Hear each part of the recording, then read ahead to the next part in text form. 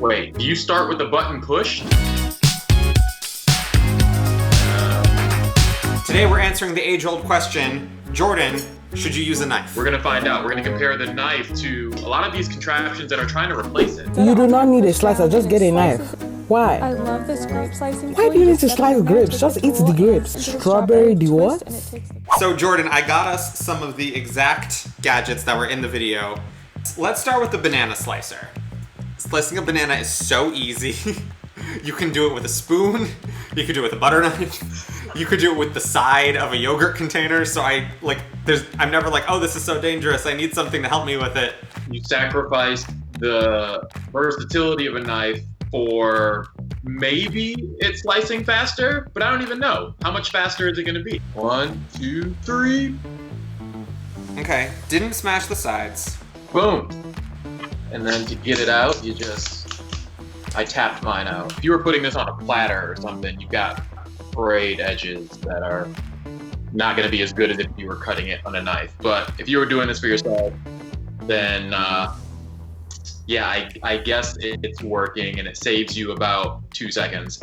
I don't know how much time you save because I think cutting a banana is incredibly easy. Let's just try it for the same effect.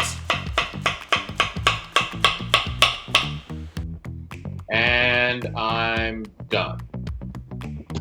Yeah, hard to beat a knife on this one. Hard to beat a knife. This is definitely whack. I hate this. Yeah, banana slicer, this is pretty whack. Next test is the zip slicer. So this is for cutting small spherical foods perfectly in half. So let's fill up the tube with our grapes. Oops. Oh. I'm so uncoordinated that I literally missed one. I can fit 8 of them in here. How many do you have in there? I have 10. Maybe they're a little too small. Oops. These are very uneven slices. Can you see that? I've got some sides that are this thin, and then some sides that are this thick.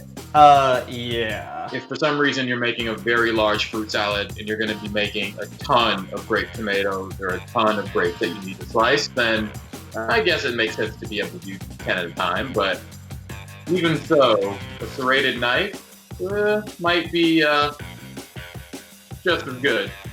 Do you want me to show you the lid trick? So you load up one lid with a bunch of grapes, take the second lid, put it on top upside down, and we're just gonna saw all the way across.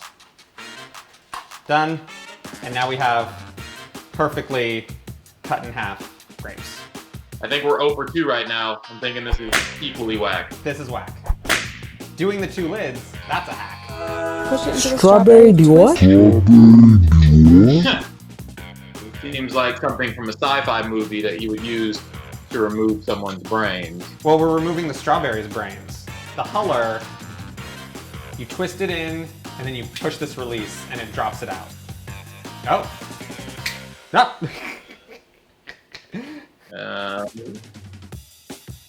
Okay, wait, do you start with the button pushed? Did you pull the leaves off? Nope. We're gonna try this again because apparently this is not so easy that an idiot can do it because I am failing. Okay, Mine worked really well. so you get to save a lot more than if you were the type to just, for speed's sake, hack off the top of a strawberry, which is what I find myself doing pretty often.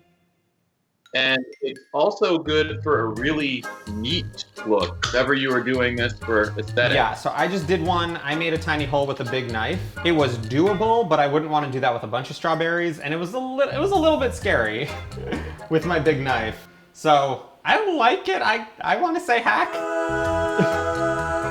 I will give it a reluctant hack as well. I think the strawberry huller was the one that we would have guessed might have been the most useful out of the 3. And now we have a lot of fruit for a delicious fruit salad. I got yogurt and granola on deck.